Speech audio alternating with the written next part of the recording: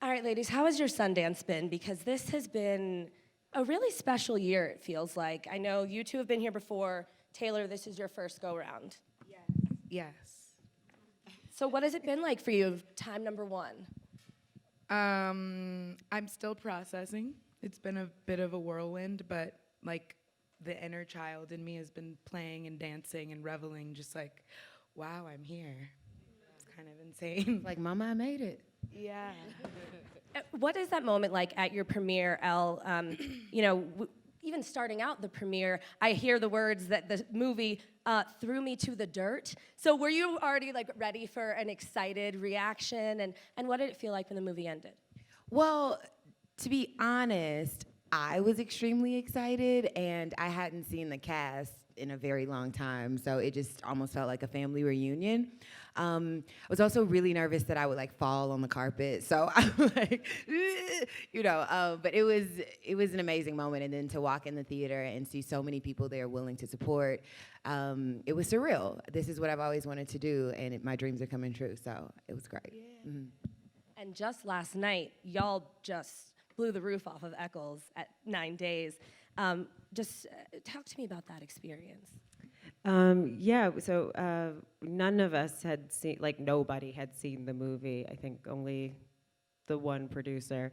And so we were all, really anxious but excited, and it's just so relieving to see people react, I think in the same way we reacted to the script or just reacted shooting, and that kind of, I think, sort of exceeding what we expected, and it's just been really lovely, and seeing people's reactions, and I'm like, I don't know why I can't talk right now. It was lovely, wonderful. Well, aside from the fact that you guys were also kind of returning to the scene of where you guys shot this film, what made Sundance such a special place to debut this project?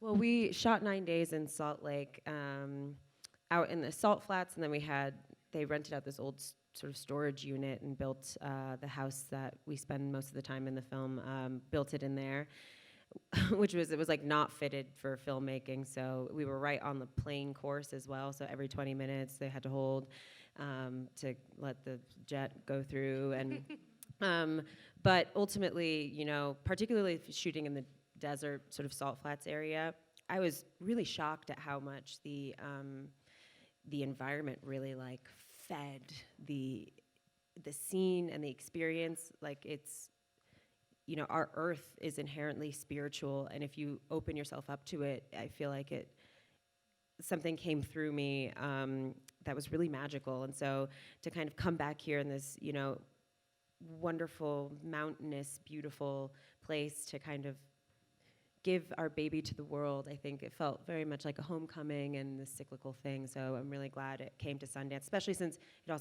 this film was a part of the Sundance Labs. And so, to come here and to give it to the world is wonderful.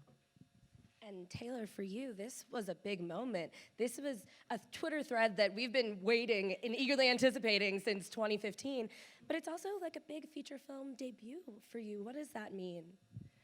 Oh, God. I mean, I'm really, really happy for Asia, who wrote it, who experienced this and processed her trauma by tweeting it. I also just feel, as artists, we try, we audition, we get rejected. It just like aligned in my life. I feel like playing Zola really marked a transition and a surrender in my life, because I was very much like, what am I doing? Like, maybe this isn't for me. And I just feel like I'm also struggling talking right now. This is overwhelming. It's just amazing. Like, what am I doing here? This is like, am I dreaming? But I feel like I've spent a lot of my life as a child just like apologizing for my space. And to step into Zola, I felt like, okay, fuck that. Like, I can't apologize. Like, she's so big and she owns her bigness and she owns her agency. And it just marked like a sweet surrender for me personally. And the way that it's been received, and just people showing love and talking to us and talking to her, and it's just like, I think anything done with love will work, and it was done with love. Like we were in Tampa, it was very like Blue Lives Matter energy. It was very like Make America Great Again energy, meth energy in Tampa. And like, but we used it, and I feel like that's Florida, and just like Riley Keough is I call her my Marrow Streep, but they just all elevated me, and I don't know if that answers your question. It absolutely answers the question, Okay. because also you got to come here with Zola, with Asia, and watch her experience that too. Just like, yeah, a black woman in her bigness who doesn't apologize or take any shit, and like, because she was so unapologetically her, we're here. Like, you were you, and here we are, you know? Now, that's something that I feel about all three of the films that you guys star in, is that they are completely unapologetic. They're dealing with these big things, but they're doing it from such a a very honest lens. And I think that's been a lot of the programming this year at Sundance. It's films that are by or about people of color and really beautiful diversity this year, but it's not for diversity's sake, and it's also not just about the diversity. It Right. just is. Yeah. Like, they deserve to be here. Yeah. Great pieces of art that made it here because they have something important to say. Yeah. And y'all definitely had something important to say with bad hair as well. I mean, I'll be honest, I was a girl who got a weave to be on TV. So watching your story and watching this film, it really touched me. How did you relate to it? Well, okay, so I'm originally from Texas, and where everybody gets perms, especially in Houston because of the humidity. So I grew up with that. I grew up with very damaged hair and trying to make it work and thinking that that was one of the sources of my beauty. And then moving to LA very quickly, my mentors who were actresses, were like, okay, so we're gonna do something about this. And then I got the weave, and then I really did feel beautiful, which was something great that my character goes through, because all of a sudden people notice her. She's seen for the first time, even though she's been wonderful and she should be a player in this world in the first place. And so personally, my struggle, after years of having my weave and my hair doing its own thing, I decided to cut it all off and go natural. And that was a struggle because it was right before the natural thing hit.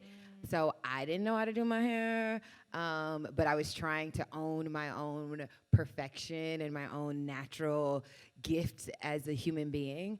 So there were lots of parallels with just fighting to feel seen in an industry that tells you who you are, how you should look, and this is the limited landscape that you get to, explore within our boundaries. So I related completely, and I also, I struggled for a long time, or at times secretly, with just my skin color and the way I talk. I'm Southern, and you're not supposed to sound like this. So I spent a lot of time trying to navigate, even in college, who I should be.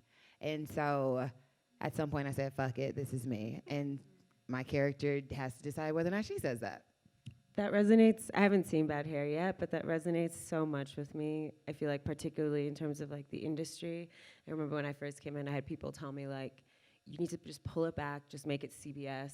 And you're okay, yeah. And I remember after Atlanta came out, I was like, I'm done with this. And that I feel like has actually now my hair, I feel like it's almost gotten me roles now, because I just feel like this is me, and I can't apologize for it.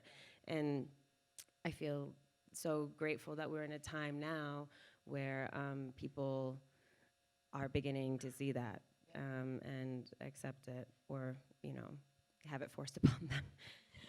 Well, exactly. I like how you said that. Have it forced upon them, because I was going to ask what you thought has brought on this change, because we are seeing a new moment, finally, where being yourself is actually encouraged to hopefully more than Finally. just some extent.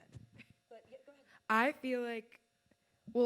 I feel like on a macro spiritual, not to sound cheesy, but it may sound cheesy, consciousness, this is what consciousness is. Our generation is coming up.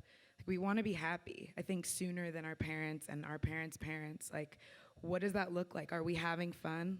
Really, it's like we have to enjoy the getting there as much as getting there. And then when we get there, we have to be us. So might as well be us now, because I'm going to take me with me. And I feel like, just to piggyback off of, because obviously we all relate, we are all black here with black hair, but it's so interesting how, isn't it interesting how I feel like, or you guys can tell me if you relate to this, but like the roles that you get kind of demand another part of you. And so it's interesting, you know, like the very thing that used to trigger you or make you feel insecure is actually the very thing that makes you feel better or powerful, or like you are so good at what you do. You're so good at what you do because you're you. And it's like, and we need that. Like, I don't know, I'm going on some. I think that's one of the beautiful things about art is that there's so much healing that takes place. Like when you surrender, you're vulnerable, then we all relate because we're all telling human stories at the end of the day. So I know I healed a lot of myself, but I was intentionally being like, okay, we're gonna go right there, we're gonna dig into this part. And so yeah. I was gonna say, so much opens up when you're you. I mean, you've got this role because you made the decision to be like, I'm gonna be this unapologetic person. Yeah. And if you hadn't done that, you couldn't have been on that screen being Zola. But I think I felt very much, it was 2018, and I was like, almost like it's the roller coaster where you're about to do the fun part, but you're like tick, tick, tick, and it's like, is the ride gonna break down? Like, do I even wanna be on this ride with you? I don't know, like it's going really slow. And you almost have to surrender because you can't get off. It's not like, you know, can you get me off of the ride? And so I just felt very much like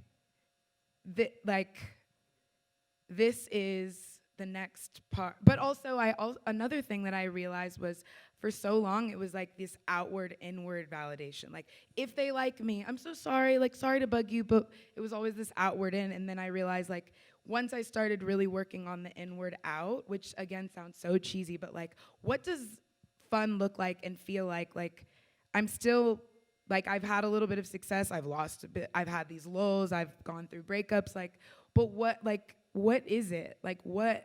And then when I like started asking that, then Zola appeared, and it was like, I'm not really ready to play a stripper and be naked and own and be sexy. And I don't think I'm sexy, I'm kind of awkward. But like, obviously there's something up there that's like, no, but you're ready to be, you are. These are all like, all of that is in there. And so that accessibility like really was liberating. And so it's again been like very validating to feel like I had fun, I did that, I was ready, and then now it's just like been this cool, like, I came here being like, it doesn't really matter if people might not like it, it's not for everyone, but I like it, and I liked how I felt doing it, and that's enough for me. And that's why I think we all love film, is because no two people will see a film the same way. I mean, that is especially true when I look at 9 Days. 9 Days just asks you to confront so many things about what it means to be alive, what it means to be human, what it means to experience all of this. Did you see some of those similar thoughts or themes or reactions after last night? Yeah, I think, you know, what I love about 9 Days really is that anybody could have played any of those roles, sort of in terms of sort of physical type. And I love that Winston Duke played Will, this sort of a man struggling with grief, depression, pain, repression, and just trying to go through it in a day by day. And, you know, he talks a lot about how he's like, I am this big black man, and Edson saw something universal in me that I could represent this type of psychology. And, you know, just after the screening this morning, we did a Q&A, and this man, this tall, black, big man came up to me sobbing, like completely inconsolable, and he was like, Will is me, that is me, that is me, that is me. And I just think, like, has he ever seen anything where it's somebody that looks like him having pain like that? Or, you know, anybody saying, like, I see you have pain, and you can also overcome it, right? Because I think in a lot of black stories too, it's all about us, I feel like having pain, and like the poverty, and oh my God, and we're in the projects, and geez, and like, and overcoming, and like, and then that's it, right? But I feel like for me, 9 days is about accepting, owning, and then growing and moving forward from it, right? And also 9 days is not for everybody at all. It's kind of this poetic, long, tra-la-la about love, life, and existentialism, and you have to be in a place to see it. But to me, that is so. I don't even remember the question, but that meant so much to me, right? And yeah, I'll end that there. No, you did answer the question, by the way. But you said earlier too, like after you got Atlanta, and you just were like, "This is me. This is what I get." Was there anyone that you saw on screen that made you feel that way before, or made you feel like, "I want to be like that. I want to be that free"? There's an element to Cree Summers that I am obsessed with. It's not quite the same. Granted, she's Cree Summers, and she's been in many TV shows, and she's known for her voiceovers. But just as a human being, I think she's always held on to her identity. But to be honest, I also think that there are so many Black actresses who've come before us, who've paved the way, who are now looking at us being like, wow, you guys get to be yourselves, so do I. Now, you know what I mean? Like, and I don't mean to sound crazy in what I'm about to say, but like even Kerry Washington doing Natural on the red carpet, I was like, you are amazing and gorgeous, but I think it took the whole wave for her to even get there, I don't know. In our conversation, Kelly Rowland said that for the very first time last week she wore her natural hair out. I mean, this Went woman, outside. It went out, exactly. Yeah. I think it's also right. It's like I still struggle with it too. Like obviously in my day-to-day life, I've accepted it, but like I don't know. I'll see photos of myself. And I'm like, oh, it's not looking like how I thought it was looking, and like like doing something like this is the easy. It's the easy thing to just like I don't have to think about it. Like it flows. It's like blah, blah. And it is always reaffirming for me to see, oh, she's doing that. Like let me do this again. Because I still feel like it's not, it's definitely not a standard yet. I don't know, and like, so I think also coming into this industry, like I felt for me, I had like core things that I loved about myself. I felt very stable and secure with, and I think just kind of feeling vulnerable or more exposed, some of those things I feel like have gotten kind of shaken, that I felt very like, oh, I've figured this out, I've accepted this about myself, like, and I've had to kind of revisit and be like, oh, I haven't really dug deep enough to really examining how solid am I. And I'm grateful, I think, for this challenge because it lets me go deeper, but I've definitely recently, that's been coming up a lot for me. So I deleted Instagram off my phone. I was just gonna ask if it was social media. Week. I put it back on last week. Okay. Okay, so you took a break. You took a break from Instagram. Because I was gonna ask, like, what are the things that make you ask those questions? Is it social media? Is it the media? Like, is it casting agents? Like, what are those things that kind of present those challenges for you? I think for me, it's inherently, as an actor, I think you're categorized often by type, and I think it's really obviously you're all very different, but you can fall into certain archetypes of look and character, and if your group of of women that you are very similar to, I think it's easy, or sometimes I'm like, oh, she's so cool, she's so beautiful, she's so free, open, and I feel like I'm lacking in that, versus potentially really owning, whatever makes me unique, like even being like the not cool one, somebody will see that and be like, I'm not the cool one either, and look what she's doing, right, or something like that. And I find that I'm really trying to lean into the things that make me potentially uncomfortable or weird or vulnerable, because I know, you know, that somebody out there potentially needs that in the same way I have needed it when I've seen it in other people. Like I feel like all the musicians I love are like brown girls with natural hair, like Corinne Bailey Rae, Leanne LaHavis, and I'm just like, I just love, like, oh my God, me too. And so I want to be able to provide that for somebody, and you know but that's vulnerable, and that can be hard too. And you know, we're all figuring it out, you know, and so yeah. Taylour, you were looking at me. I used to go down the rabbit hole of like looking at like the gossip about me, or like just like people are so mean, and I would just be in bed and depressed. But then I was like, why are you going? You don't go in the trash can to look for trash. You know there's trash in there. So why are you doing this to yourself?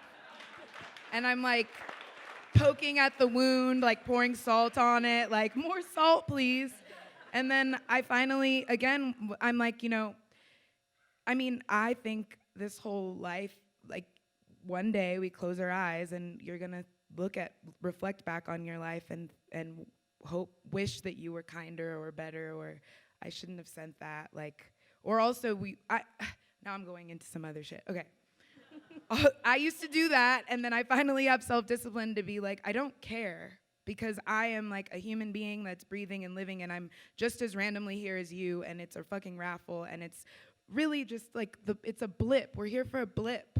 Why waste time hating myself, hating you? Like, you are just as confused as I am. Like, and those comments are people that have time to comment on a relationship or your hair or your face or this or what is she wearing, and it's like, girl, you're just as confused, or boy, you're just as confused as me. Like, we're the same.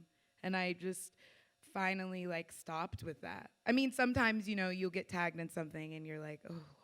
But then it's like, but where is that coming from? Because really, like, if all of us turned inward and made it like, do I love me? You don't have time.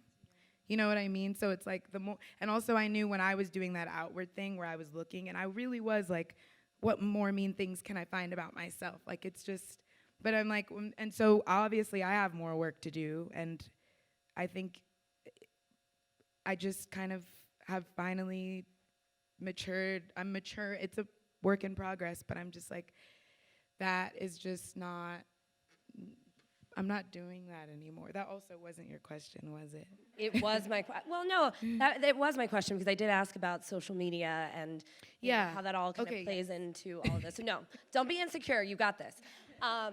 It really is. It's beautiful seeing you guys all be so vulnerable up here, because I think that that's so much of a part of why people are connecting to your art right now.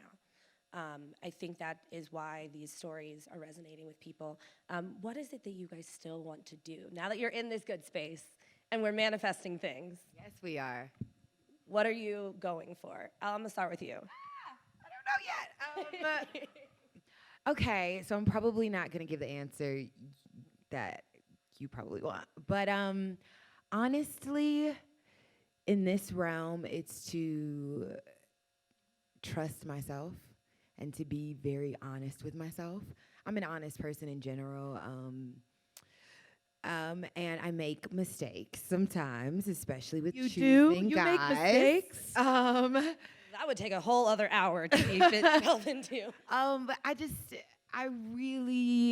I think it's important to trust myself, follow my instinct, and not play the comparison game, and even like, okay, so now it's time for my career to go here. Now I need to be a part of Marvel, although I would love that.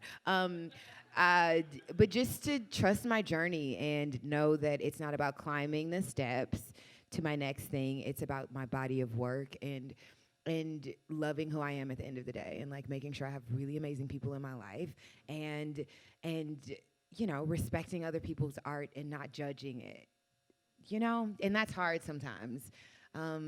But then it turns around and then I'm judging myself because I judged something else. But just, I don't know, just trusting and surrounding myself with really amazing people. And I don't know, I I didn't answer it the way you wanted, You I did. think. Do but- you have a big acting dream though? Like when you first got? Oh my into this God, I would love Meryl Streep's career one day. I would love Saoirse Ronan's career. I really want to, I love broken women who are intelligent and strong enough and emotionally risky enough to go out on a limb and journey, and that's the kind of work I want to do. I love Shakespeare. My creative partner and I are in the process of making some things that are not in one particular box, and I want to be brave enough to do it. So, yeah, great work. And so it is. Zazie, how do you feel? What's the big acting dream the one thing that like, I don't even know if that's real. If you accomplish this one, you'd be done. I don't think that's a real thing. I get asked that question so often, and I never have an answer. I think I want to be able to work into old age and create sort of a diversity of roles and things that I can do so that I can continue, so people can see that I can continue to grow and change, and that when I'm 40, when I'm 50, when I'm 60, I keep choosing things that are relevant to who I am in that moment. And I hope that what I'm doing now is sort of preparing the path for that. And so yeah, I don't know if I have one specific project, but you should have more than one. It shouldn't just be one. It really should. I like what you said, that's part of the honesty. Part of the honesty is you want almost each project to reflect where you were in that moment. It's like a time capsule. yeah. Taylour?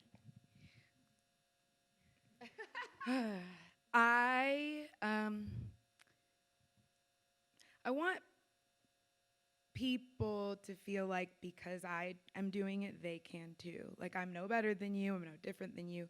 I'm this little girl from Inglewood, California that like used to like be playing with her stuffed animals and making shit up, and like I was alone a lot, so my imagination was very wild, and there's no dream too big, and I don't have any I think that I want the role to go to me if it's right for me. It was like, we were thinking about Jennifer Lawrence, but then you came in here and woo. Yeah. Or like, or also even if it was like, maybe it was written for a man even. But I would love to grow old and do that and work as well. And I also just want to like allow myself to like be bad and be good. But like overall just allow and love, like whatever space I'm in, I want to find love in the character. Because I think the coolest thing about being an artist, an actor, whatever, all of our mediums is like, you realize how empathy is this eternal thing. Like, you can never be too empathetic, right? Like, anyone who says, like, you're too sensitive is tripping. Like, we need that. The world is hurting, and it's quite sad. But on the flip of it, that contrast really gives us this clarity of, like, who's going to care and show up. And the work that we do is kind of reflecting that. Like, and it's quite beautiful. The duality is so important. Like, we think about, okay, so Kobe Bryant, obviously we're all devastated and thinking about this man's legacy. And I've just thought, like, my manager Priya and I were talking about, like, he really did it. Like, he did it. But like at the end of the day, like, this is just another call for more love, because we don't know. It's a raffle. Like, we literally are just these fragile beings, and we all need to slow the fuck down and connect, and do it, go after it, like he did. And so I would love to be able to say my legacy was love, and I allowed myself to be a human. I know that's a moment that a lot of us will not forget. I had literally just finished an interview with you when we got that news, and I think that, yeah, what you said about just reevaluating what this all means, I think is really what that horrible news just brought to this festival, and I hope reminded a lot of people here. this week. Sorry. No, Yeah. Back to movies for a second. Sorry. No. I think I think that's really important. We all feel it, right? Like, and we should talk about it, because grief is like, that's one thing that all definitely connects all of us. We all have experienced grief, pain, suffering, loss. We'll experience it, and it's like, so we have to love more, like, while we're here, right now. Right fucking now. Right now.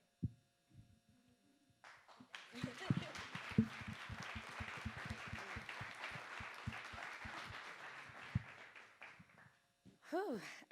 Getting into, because I think we only have a few minutes left here, but getting into your processes as actors, what is the one thing, like when people ask the piece of advice that you would give to another actor, what is that piece of advice that someone gave you that you want to pass along? Okay. I have a million things that just rushed to my mind. One, do the work, trust yourself, all those things. I remember once I was in a class kind of thing, and I heard somebody say, like, we were looking at scripts or dissecting scripts or something, and somebody was like, we have the black on the page, but the white is what you do with it, like all the space. And that's the uniqueness of you. So that's something that I try to, That's great advice.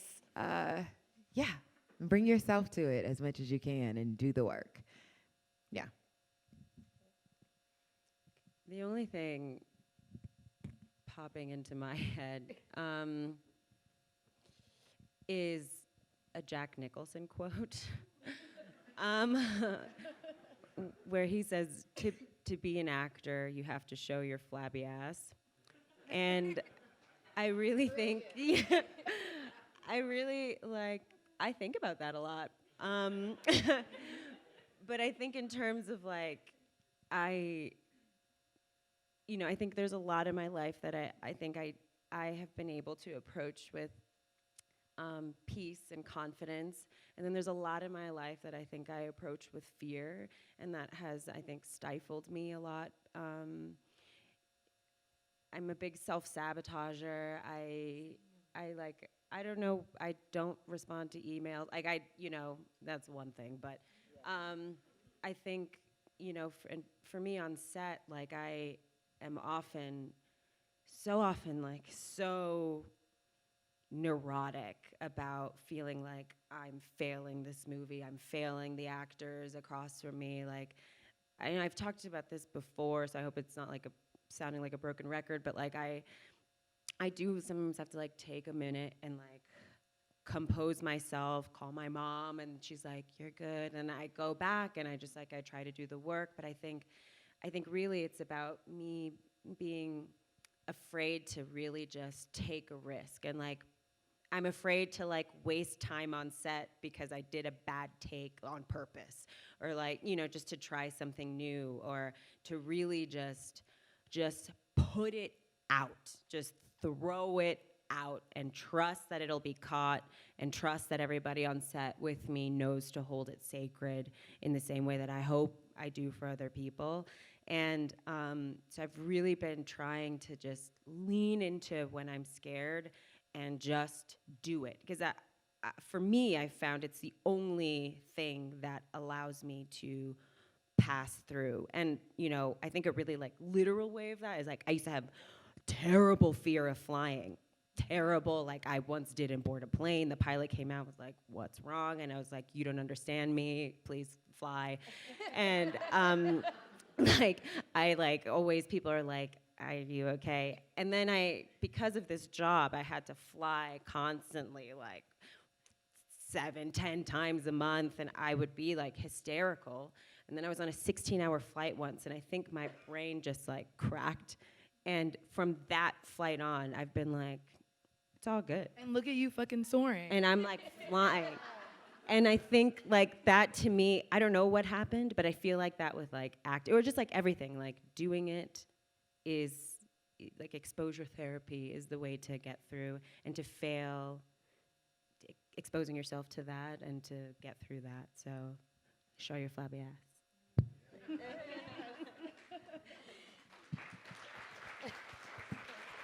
also don't even know why I have these. There's nothing on the cards, guys. I don't even know why I'm holding them. I was watching the Australian Open last night because I'm obsessed with tennis, and there were these commentators who all had like notebooks out and pens, and I was like, they're not taking notes. They're not even looking down. I'm like, I'm not gonna write something down that you said. I'm here. I do wonder too. Do you think any of the fear, any of the insecurity is wrapped in us being women or in us being women of color? Does that, I don't know. Yeah. I mean, there are so many times where, I mean, I never think about my skin. I never think about my gender, and I'm reminded. I walk into a room, I'm reminded, and then I have to bring that to the table, or I have to protect myself, or I have to realize I'm going into a situation that may not feel completely safe. And when I say safe, I mean, you know, like, are people gonna, I'm talking a lot about hair, yes, because Bad Hair is my film, but even this weekend, I've had people grabbing my hair without asking, and like, oh my God, I love your dreads. And I'm like, they're braids.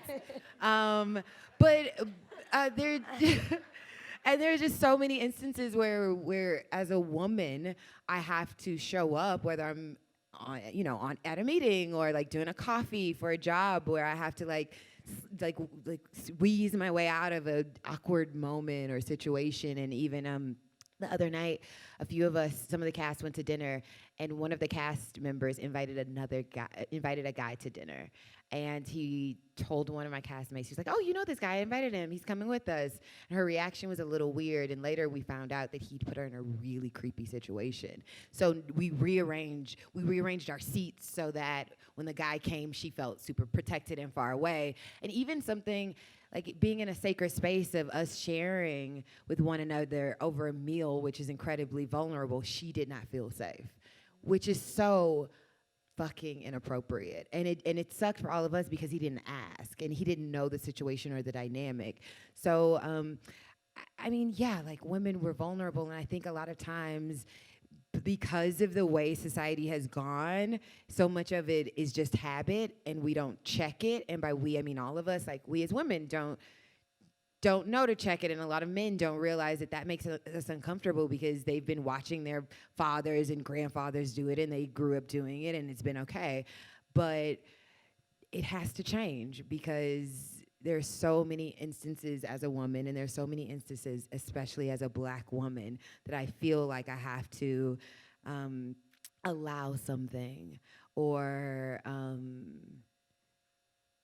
don't know, like switch it up to cater to a situation for myself. Does that make sense? Did I say I went on a lot of tangents? No, No, it absolutely makes sense, because I felt like a lot of the films last year especially dealt with code switching just in general. It was go. No, I was actually gonna think. Oh, so Zola. How many people have seen it? Okay, so did you guys notice that Zola has like 1 million bags, and then Riley's character Stephanie has one tiny pink bag? I recently thought about the symbolism of how like heavy, like how many bags Black women or women of color have to carry and have to explain and teach, but also it's assumed that you'll be good anyway, so we don't really check in. It's like all, and so it's funny. I've done a really shared with you guys how I used to do the pour the salt on the wound and go look at things to feel shitty about myself.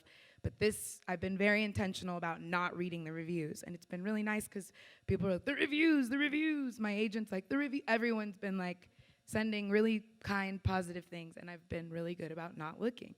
But I'm in a group chat with my cast, and we have ridiculous, like, this shit that's in there is just crazy and ridiculous. But there was one thing that was sent to us about how Zola is this like ghetto-tastic something, and how they would watch Riley Keough play white trash ghetto girl any day, like something where it was like, woo, you've really missed the mark. And also like something about how they didn't understand why I was the straight man like, because people are so used to putting Black women in this box or in this, like we're one shade. When like Black people or people of color, actually, we are like the most diverse within our own community. Like, we are not the same. We don't speak the same, we don't act the same, we don't dance the same, we have different hair. Like, we are so diverse within our own, it's just interesting. So, what I forgot also the question. I mean, but can I just say it's also interesting how is commoditizing a word? How many a time, in many ways, the things we do, the way we talk, how we dress, our swag, all that becomes a commodity that we can't have or benefit from. Oh, yeah. But the other ones can, which is insane.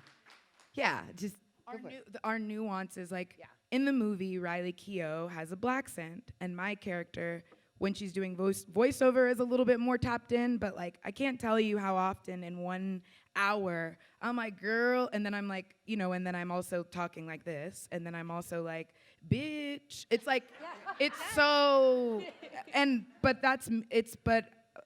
but you can be both, and but all people are almost like I think the negative response to the movie thus far, and even some of the questions we got have been like, well, you just see how people, like, it's just so clear that people's idea, like, they're like, but you're not, but also sometimes you are, like, what happened to your accent? And it's like, it was acting. Yeah. And it's also, that was intentional. Like, I code switch throughout the movie because when I'm thinking or what I'm feeling inside, or when I'm talking to my boyfriend, or when I'm talking to this man that's threatening and putting me in sex trafficking, like, those are all different voices. Just like everybody in the world, we all have different voices. How we talk to our parents at the dinner table is different than, exactly. Thank you so much for your thoughtful answers. Thank you. Yeah. thank you Thank you, guys. guys. Love to all of you. Thank you, Angelique.